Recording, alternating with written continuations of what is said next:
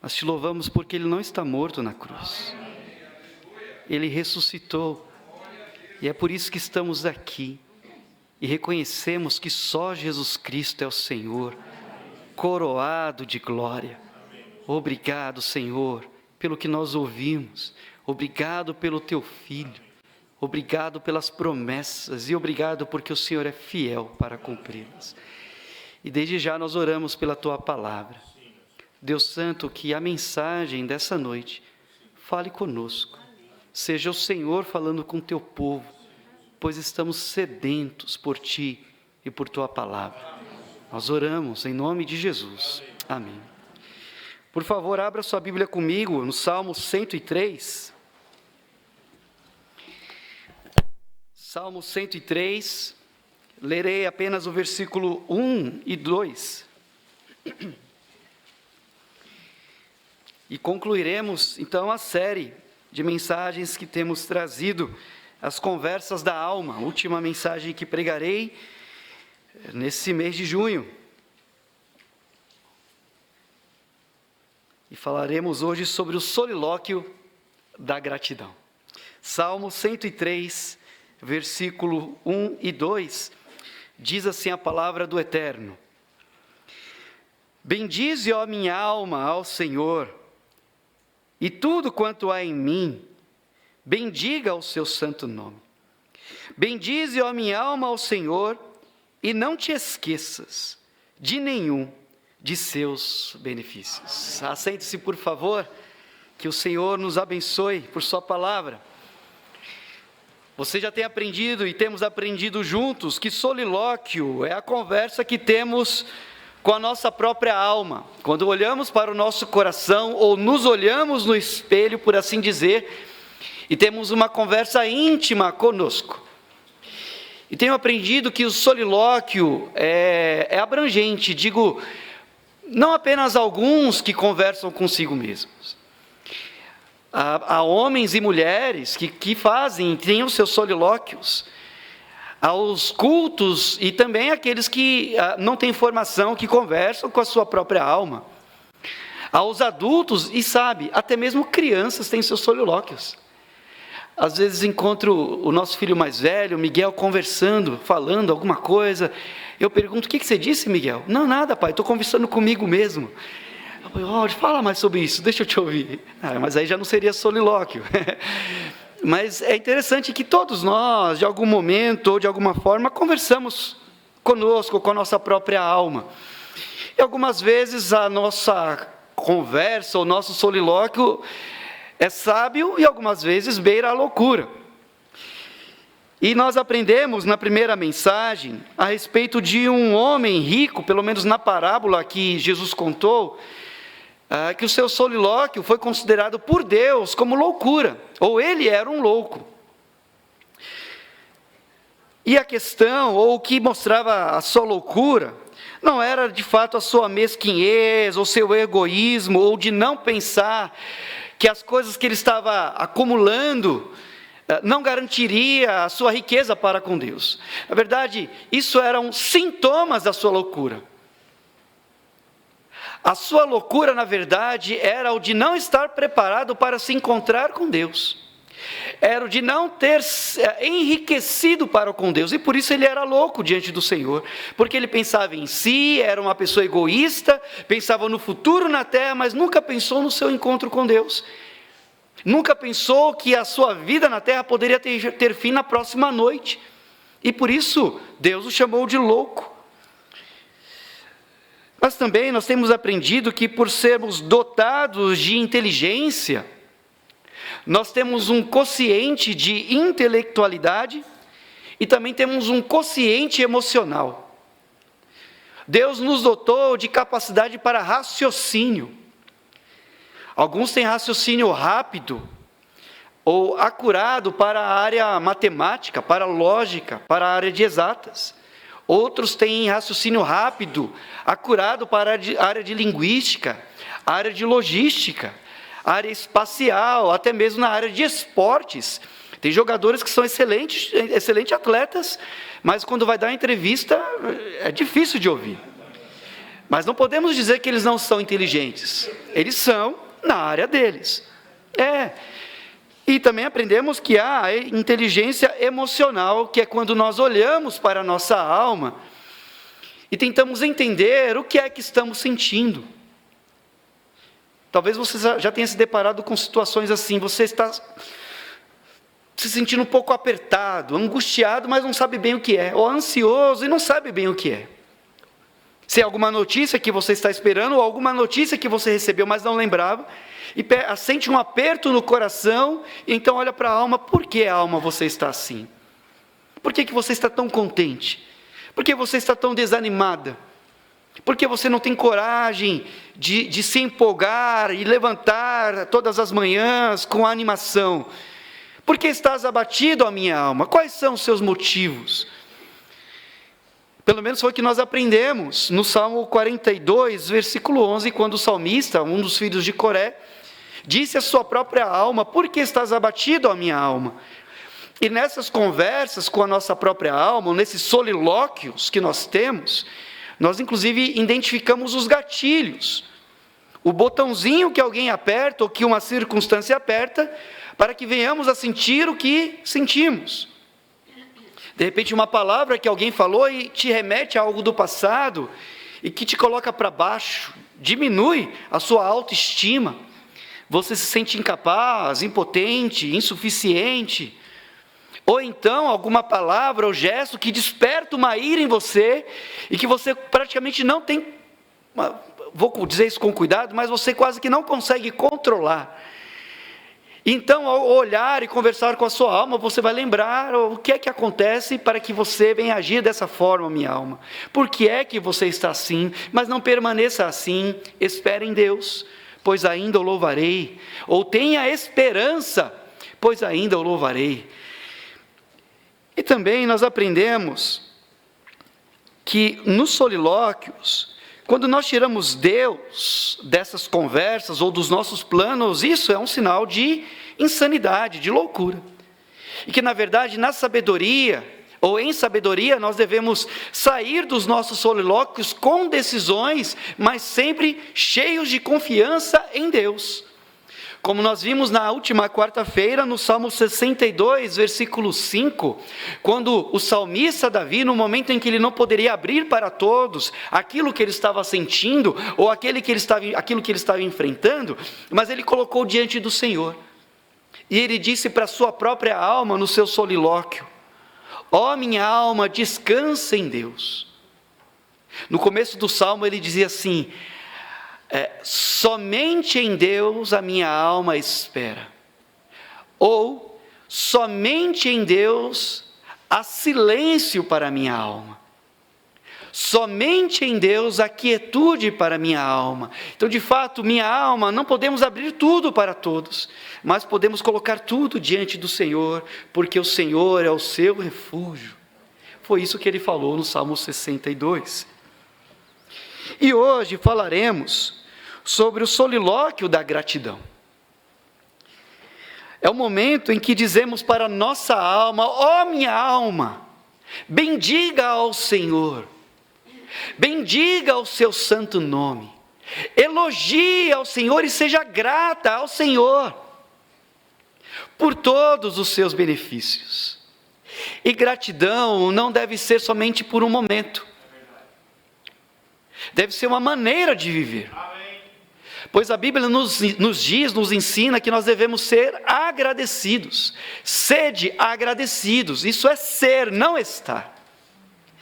Essa deve ser a nossa maneira de viver, uma vida de gratidão a Deus. Mas enquanto nós não tivermos consciência do que temos recebido, e que, aliás, nós não mereceríamos nada de Deus, nós não entenderemos o que é gratidão. E pais sábios ensinam os seus filhos a gratidão desde cedo. Ensinam os seus filhos a dizer muito obrigado, papai, mamãe ou tio, pelo presente que o Senhor me deu, como aquela criança da maçã. Como diz o nosso pastor, a audiência rotativa. Uma mãe levou o filho ao médico, e do lado dessa mãe, com seu filhinho ali de uns 5 anos, tinha uma outra mãe com uma filhinha. Essa mãe tirou a maçã e deu para sua filhinha. E essa mãe que tem a filhinha viu que o menino ficou olhando para a maçã. E ela, vendo que ele queria, pegou a maçã e deu para esse menino. E a mãe do menino disse: filho, como é que diz? E o menino foi ficando sem graça, constrangido, e a mãe ainda insistindo: filho, como é que diz? Ô tia, está lavada? Na verdade, a mãe queria ensinar: filho, diga obrigado.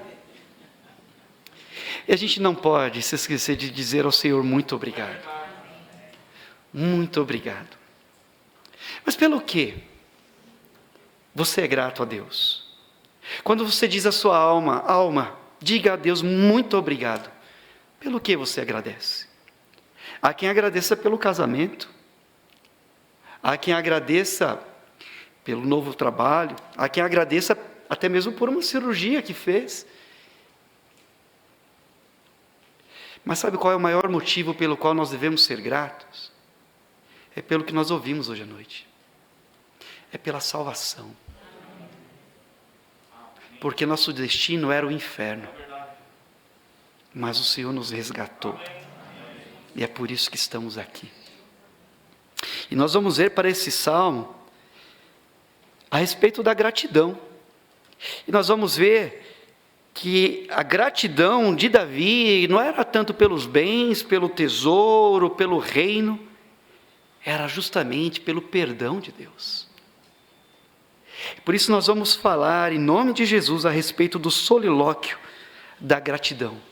Quando nós olhamos para a nossa alma e dizemos: bendize, ó minha alma, ao Senhor, e tudo quanto há em mim, bendiga o seu santo nome. Bendize, ó minha alma, ao Senhor, e não te esqueça de nenhum de seus benefícios. Mas em primeiro lugar, o que é que Davi fala para a sua própria alma? Bom, primeiro ele fala sobre como expressar gratidão a Deus, e depois ele fala sobre os motivos. Então, como expressar gratidão a Deus em sua alma? Então, ele expressa gratidão a Deus de forma inteira. Davi diz à sua alma: bendize a minha alma ao Senhor, e tudo quanto há em mim, bendiga seu santo nome.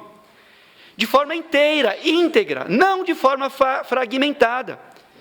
Mas tudo quanto há em mim, bendiga o nome do Senhor, tudo quanto há no meu íntimo. Aquilo que as pessoas veem e aquilo que as pessoas não veem, tudo quanto há em mim, louve o nome do Senhor.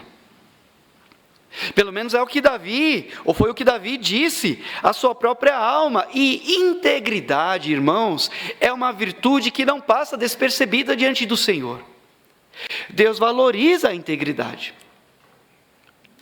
Em Lucas, no capítulo 10, versículo 27, quando perguntaram a Jesus qual é o maior dos mandamentos, Jesus então disse: amarás o Senhor teu Deus de todo o teu coração, de toda a tua alma, e de todas as tuas forças, e de todo o teu entendimento. E ele continua: e ao teu próximo como a ti mesmo.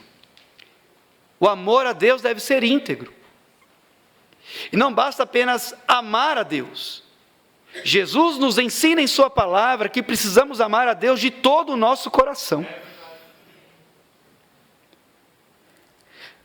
Deus valoriza a integridade, ou pessoas que são inteiras diante dele, pois ele mesmo falou a respeito de Jó, no capítulo 1, versículo 8, dizendo a Satanás: observaste tu a meu servo Jó? Porque ninguém há na terra semelhante a ele, homem íntegro e reto, temente a Deus e que se desvia do mal. Ou mesmo a Abrão, Deus disse a ele no capítulo 17 de Gênesis, versículo 1, Deus se apresentou a Abraão e disse: eu sou El Shaddai, eu sou o Todo-Poderoso, anda em minha presença e ser perfeito, anda em minha presença e ser completo, anda em minha presença e seja íntegro. Então, de toda a nossa alma, todo todo o nosso coração, todas as nossas forças e entendimento, sejamos gratos ao Senhor. Amém. Mas pelo quê? Por todos os seus benefícios. São tantos, o que daremos ao Senhor por todos os seus benefícios? Foi uma pergunta do salmista. E é o que o salmista diz aqui, a sua alma, que não devemos nos esquecer de nada, nada deve ser omitido em nossa gratidão a Deus, visto que os frutos que nós recebemos do Senhor emanam do seu caráter perfeito, do seu caráter gracioso. Por isso, Davi disse à sua alma: não te esqueça de nenhum de seus benefícios. Sim, que a sua alma bendiga ao Senhor. E não se esqueça de todos os bens, de toda a bondade do Senhor sobre você, bens até que você nem sabe, mas Ele faz, Ele opera, Ele realiza. Já pensou quantas vezes hoje Deus realizou bondades ou atos de bondades para com você? Quantas coisas boas que você viu e não viu, mas Ele fez. São tantos benefícios que nós nem sabemos contar, mas nós sabemos que Deus tem operado. E nada do que Deus faz deve passar despercebido aos adoradores de Deus. Então Davi olha para a sua alma: ó alma, bendiga ao Senhor, tudo quanto há em mim, em minhas entranhas, bendiga o seu santo nome, e não te esqueças de nenhum de seus benefícios.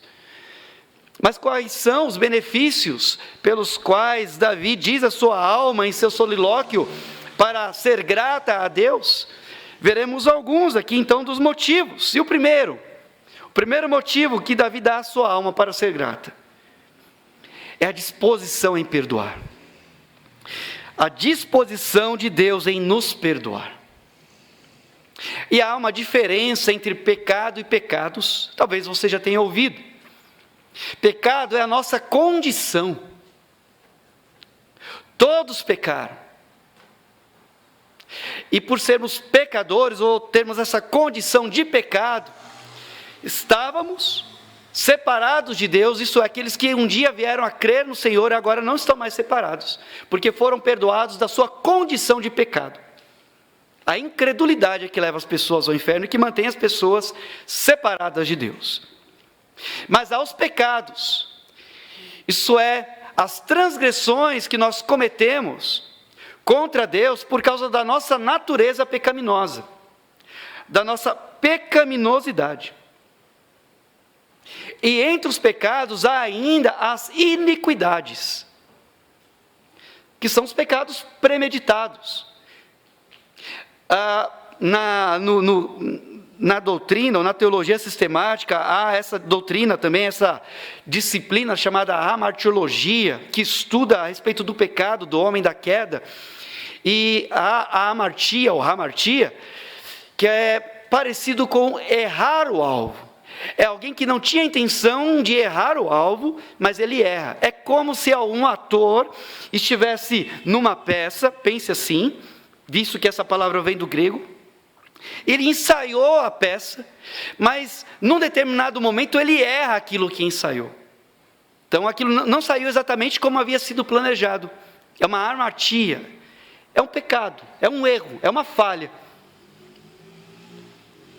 Mas há também a iniquidade, que alguns usam no original a palavra anomia, que seria um viver sem regras, ou embora haja regras, vive como se não houvesse regras. Embora haja lei ou haja mandamentos, e saiba desses mandamentos, vivem como se eles não existissem. É pecar conscientemente. É pecar sabendo que é pecado. E tanto um como o outro entristece a Deus. Mas tanto um como o outro, Deus tem poder e disposição para perdoar. E você deveria dizer amém. Porque nos dois nós erramos.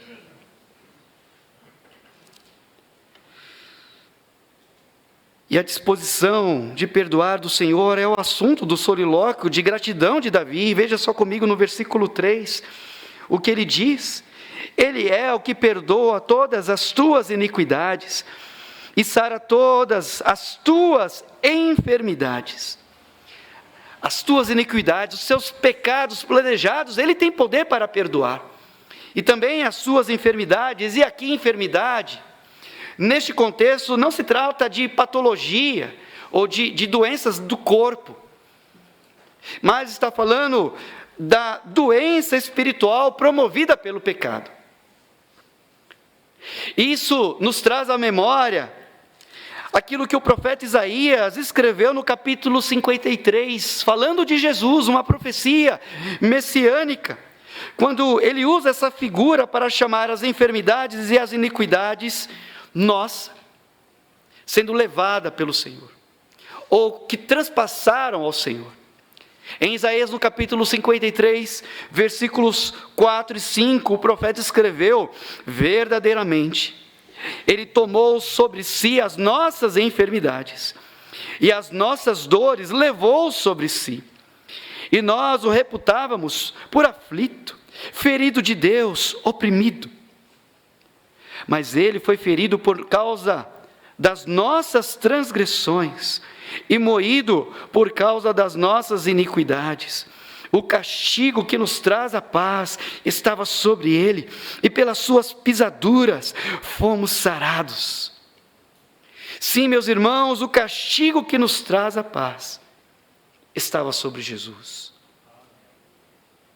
E em Jesus nós podemos ter perdão do nosso pecado e dos nossos pecados.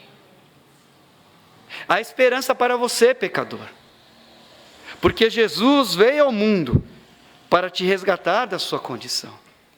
E ainda que os seus pecados sejam como a escarlata, ou sejam vermelho como o carmesim, Deus nos diz em sua palavra que se tornarão brancos como a neve. E a Bíblia também nos diz, e é promessa da palavra do Senhor, que se confessarmos os nossos pecados, Ele é fiel e justo para nos perdoar os pecados e nos purificar de toda injustiça. Deus trabalha para a sua restauração. Deus não tem prazer no pecado. E por isso Deus opera para nos resgatar dessa condição, para nos tornar aceitos por Ele, em Cristo Jesus. E se você está aqui nessa noite, é porque Deus nos dá essa bênção, nos oferece essa maravilha que é o seu perdão, não porque merecemos, mas por causa da segunda condição de gratidão do solilóquio de Davi. É porque Ele é misericordioso e gracioso. Bendize, ó minha alma, ao Senhor, e tudo quanto há em mim, bendize seu santo nome. Por quê?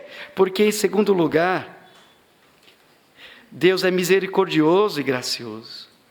O segundo e terceiro motivos para termos esse solilóquio de gratidão a Deus é sua misericórdia e sua graça.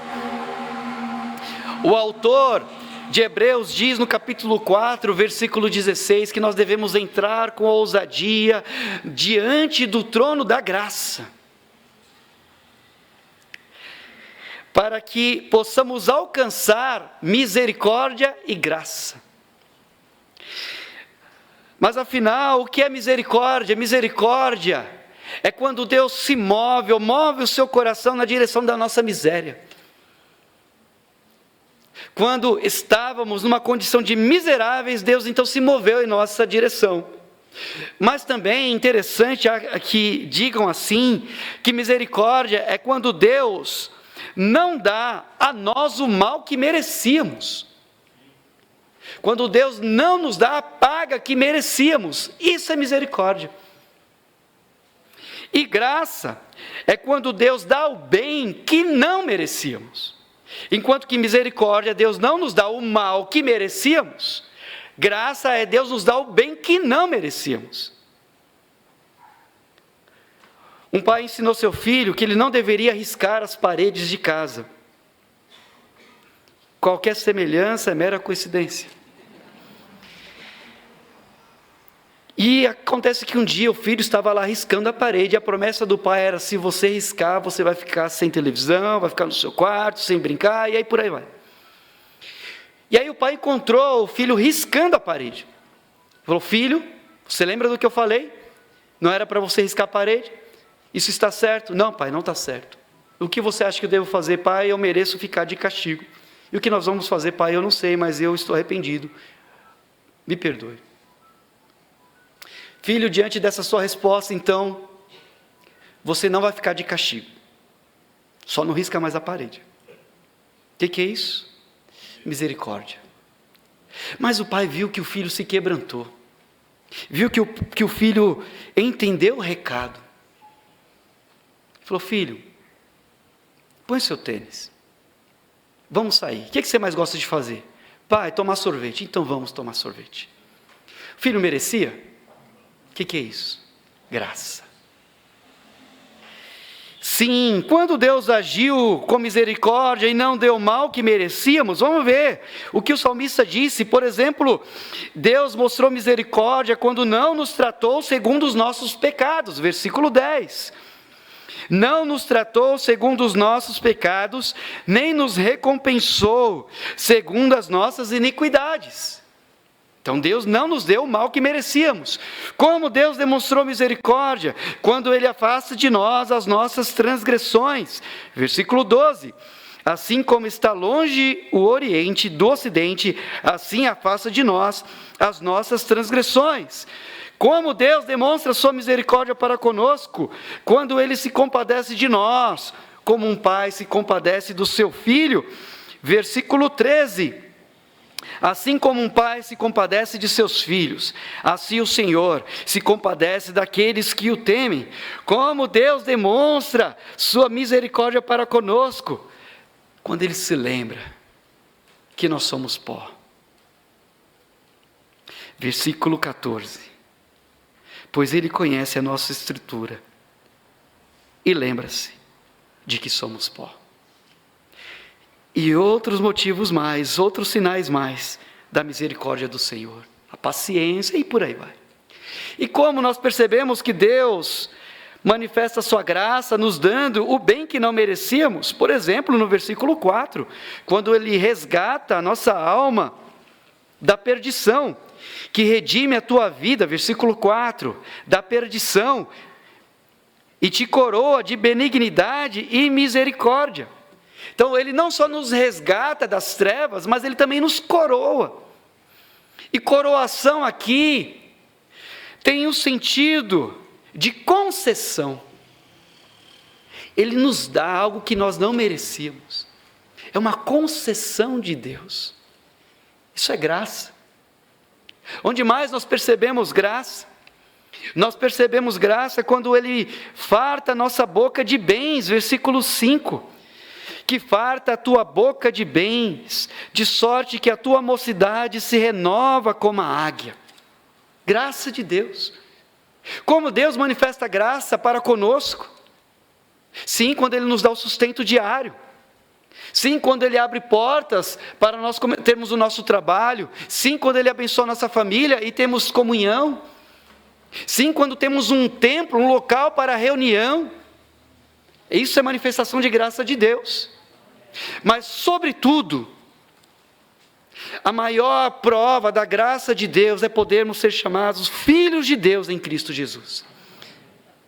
Porque é mais importante, meus irmãos, que ser um profissional de sucesso, ser um advogado, um médico, engenheiro, dentista, professor.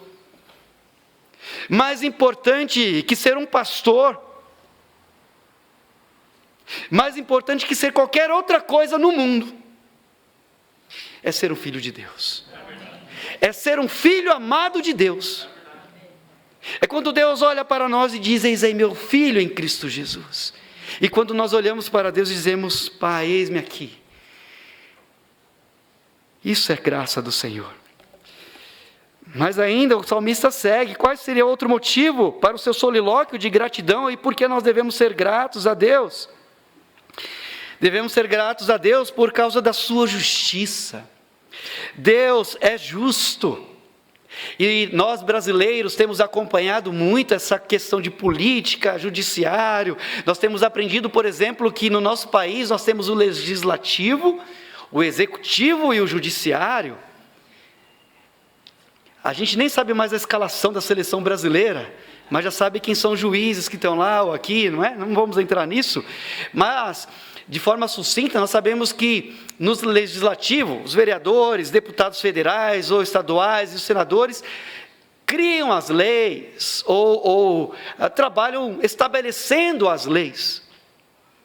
E nós sabemos que o executivo executa as leis estabelecidas e o judiciário julga se aquilo que o executivo está fazendo está dentro da lei ou não, se está fora da Constituição ou não, e por aí vai.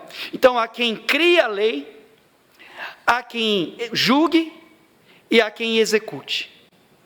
Mas aqui, no Salmo, nós vemos que o salmista tem gratidão a Deus, porque Deus tanto estabelece, como julga e executa, de forma justa. Por isso, a justiça, meus irmãos, não está nas mãos de homens, e nós não devemos confiar na justiça dos homens, nós devemos confiar na justiça de Deus, porque Deus é justo. Isso deveria te encher de alegria e também de temor. Em primeiro lugar, Deus atua como legislador sábio, santo e reto. Versículo 7, o salmista escreve dizendo: fez conhecidos os seus caminhos a Moisés e os seus feitos aos filhos de Israel. Quer dizer, o salmista se lembra que Deus ensinou os estatutos e aquilo que o povo deveria e não deveria fazer. Deus deu a lei, os seus mandamentos ao seu povo. A lei não é nossa, a palavra não é nossa. A doutrina não é nossa, é de Deus. A palavra é de Deus e nós não temos o direito de alterar a palavra de Deus. E nós não temos o direito de descumprir a palavra de Deus. O nosso papel como povo de Deus é cumprir aquilo que a Bíblia diz. E amém. E Jesus disse: aquele que tem os meus mandamentos e os guarda, este é o que me ama. E aquele que me ama será amado de meu Pai, e eu também o amarei e me manifestarei a ele. Porque a lei não é nossa, os mandamentos não são nossos, é de Jesus. E os seus mandamentos são justos e não são pesados. Mas também Deus age como juiz. Versículo 6, e sem acepção de pessoas. Deus não julga conforme riquezas ou conforme status. E Deus, inclusive, tem uma atenção especial para os oprimidos, para os desvalidos, para os desprezados. Versículo 6, veja só o que diz a palavra do Senhor. O Senhor faz justiça e juízo a todos os oprimidos. O Senhor promove justiça e decisões justas para todos os oprimidos. Foi exatamente o que Deus pediu ao seu povo, para que fossem justos, mas eles não obedeceram. Em Isaías, no capítulo 5, versículo 7, nós não vamos lá, mas marque aí na sua Bíblia. Deus disse assim a respeito do seu povo: porque a vinha do Senhor dos exércitos é a casa de Israel, e os homens de Judá são a planta das suas delícias.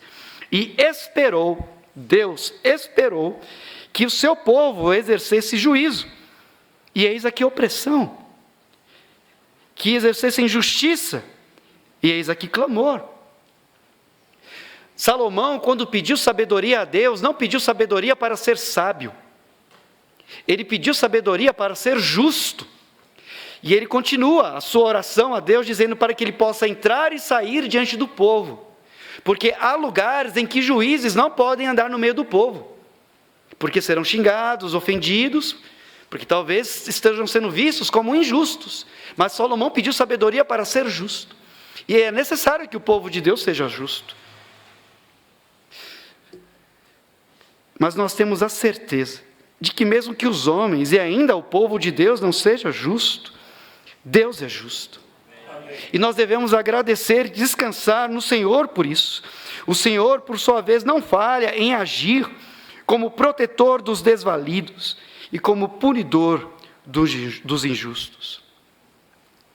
Não há como olhar para isso sem perceber que Deus se importa com você, se importa com cada um de nós e leva em consideração as nossas vidas, as nossas histórias, as injustiças que sofremos, como também as injustiças que praticamos. E Deus não trata o seu povo como um número, como uma estatística. Deus conhece você. E Ele é poderoso para fazer justiça a você. Mas a palavra é justiça. Justiça. A Bíblia nos ensina também que Deus, além de legislador, além de julgador, Deus é o que vai executar, é o executor. Ele cumpre os seus juízos. E a Bíblia nos ensina que Deus é vingador e não vingativo. Vingador. Salmos 94, versículo 1, a Bíblia diz isso. 1 Tessalonicenses 4, 6 também diz isso. Deus é vingador e não vingativo, porque o vingativo age pensando em justiça própria, age com rancor, age em pagar com a mesma moeda, ou que você sinta a dor, ou no mínimo a mesma dor que eu senti. Eu quero que você sofra tanto quanto eu sofri. Isso é vingança, ou é ser vingativo. Mas Deus ser vingador significa que Deus vai operar justiça, e que vai agir com justiça, porque nós não sabemos exatamente as causas dos outros, o que vai no coração do outro, e da mesma forma que Deus perdoou a mim, Deus perdoou você. O mesmo Jesus que morreu na cruz por mim, morreu por você, morreu por aquele que te feriu. Então não faça justiça com as próprias mãos. Eu sei que é difícil dizer isso e executar isso, mas confie no Senhor e deixe que Ele opere justiça, que Ele faça a justiça, porque a Bíblia nos ensina, Ele é justo. E Jesus nos disse, no Evangelho, bem-aventurados os que têm fome e sede de justiça, porque serão fartos. Você tem fome de quê? Você tem fome de felicidade? Tem sede de felicidade? De plenitude? E isso é legítimo. Mas será que isso é o mais importante? Mas se você tem fome e sede de justiça de Deus, ou da justiça de Deus, há uma promessa de Jesus, de que você será farto. Amém. E será a justiça de Deus e não dos homens. E sim, nós somos injustiçados, nós cometemos injustiças, e sobretudo o povo de Deus em muito é injustiçado. Mas lembre-se que há um Deus que está acima de tudo e de todos, e que tem todo o poder. Davi escreveu isso no Salmo 62, que uma vez ele ouviu, ou uma vez Deus disse e 2 vezes ele ouviu, que o poder pertence a Deus, e o fim não é aqui, meus irmãos, porque a Bíblia nos ensina que todo joelho se dobrará e confessará que Jesus é o Senhor. E haveria outros motivos ainda para termos gratidão a Deus, mas vamos ficar apenas com esses. Você tem motivos para agradecer a Deus? Então não se esqueça de nenhum dos seus benefícios. Que as pessoas percebam em você uma alma grata pelo que Deus tem feito, pelo que Deus tem sido. E se você que está aqui nessa noite, ou nos acompanhando pela internet, não sabe o que é isso, não sabe o que é ter alegria no coração, pelos benefícios do Senhor, ou não sabe o que é ter a alegria de ter o nome no livro da vida, é porque você está precisando de algo. Se render a Jesus, deixar que Ele perdoe todas as suas iniquidades, não importa o seu passado, quantos pecados você tenha, Ele tem poder para te transformar, Ele tem poder para te purificar, Ele tem poder para te fazer um filho de Deus. Por isso, se renda a Jesus. Não saia daqui sem Cristo. Não passe essa noite sem entregar a sua vida a Jesus, porque você entenderá o que significa ter alegria na alma por ter sido perdoado pelo Senhor. Vamos orar? Feche os seus olhos, curve a sua cabeça. Pai, obrigado pela salvação em Jesus. Nossa gratidão, meu Deus, nossa gratidão ao Senhor. Muito obrigado. Que o Senhor nos ensine a sermos gratos, e que a nossa alma, em tudo, Senhor, não se esqueça dos seus benefícios, sua graça, o seu olhar sobre nós que nos ilumina, a luz do seu rosto sobre nós, e acima de tudo, acima acima de tudo, meu Deus, obrigado por Jesus. Obrigado pelo Senhor Jesus. Obrigado pela salvação em Jesus, pelo seu sangue vertido na cruz. Obrigado porque mais importante do que tudo é sermos chamados filhos de Deus em Cristo Jesus. Obrigado. Que o Senhor não ache em nós ingratidão, mas ache gratidão, porque o Senhor é digno. Nós não merecíamos, mas o Senhor escolheu fazer o bem a nós. Ainda estamos em oração.